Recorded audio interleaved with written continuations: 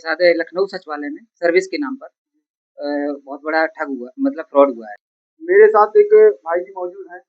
इनके साथ एक बहुत बड़ा स्कैम हुआ है, जो कि इनकी जमा पूंजी बरसों की कुछ फ्रॉडगिरी में जो लोग इनके मिलने वाले या गांव के हैं, वो लोग इनके साथ फ्रॉड करके और झांसा देके इनसे जो जमा पूंजी थी वो अपने हथिया ली और इनसे जानकारी ले कैसे और क्या झांसा देके जो इनका बैलेंस था वो इनसे ले लिया है। भाई जी आपका नाम क्या है? मेरा नाम अखिलेश कुमार है। मैं से- ग्राम नगला मतरामपुर और मैं थाना मेरा बकेवर लगता है, डिस्ट्रिक्ट इटावा से। आपके साथ क्या हुआ है? ये किसने किया और कब किया था? हमारे गांव के ही हैं सत्येंद्र कुमार, सन ऑफ मदन मदन कुमार, और वो हमारे गांव का ही है। उसने ही हमारे साथ सर्विस के नाम पर ये रुपए मेरे से ले लिया है। ये कितने दिन की पहली बात है लगभग? ये हो गया है 5-6 महीने हो गए हैं।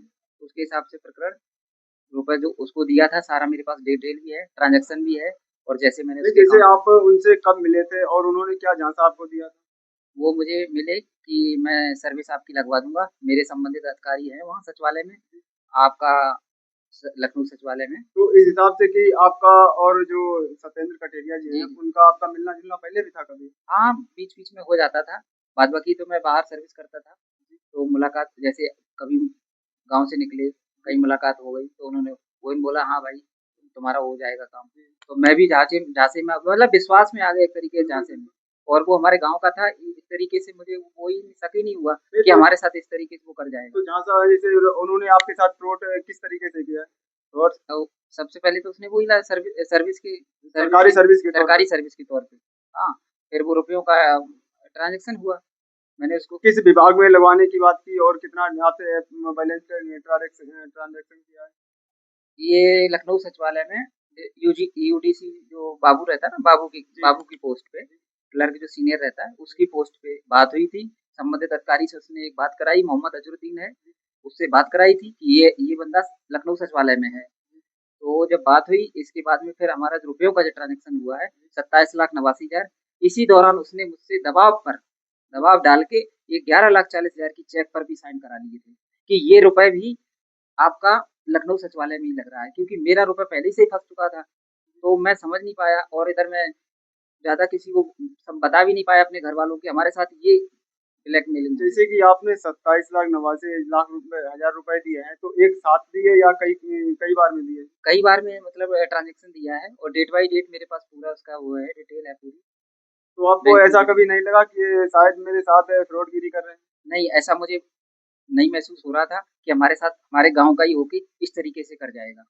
लेकिन उसने मेरे साथ जो भी किया बहुत गलत किया है। तो आपने शासन का प्रशासन का सहारा नहीं लिया? हाँ, मैंने एप्लीकेशन दी थी संबंधित थाने में, वहाँ पर भी दी, तो वहाँ पर भी कोई कार्रवाई नहीं हुई। फिर मैंने कप्तान साहब के समक्ष दिया 19 नवंबर 2025 में, वहाँ पर भी हमको न्याय कोई न्याय नहीं मिला।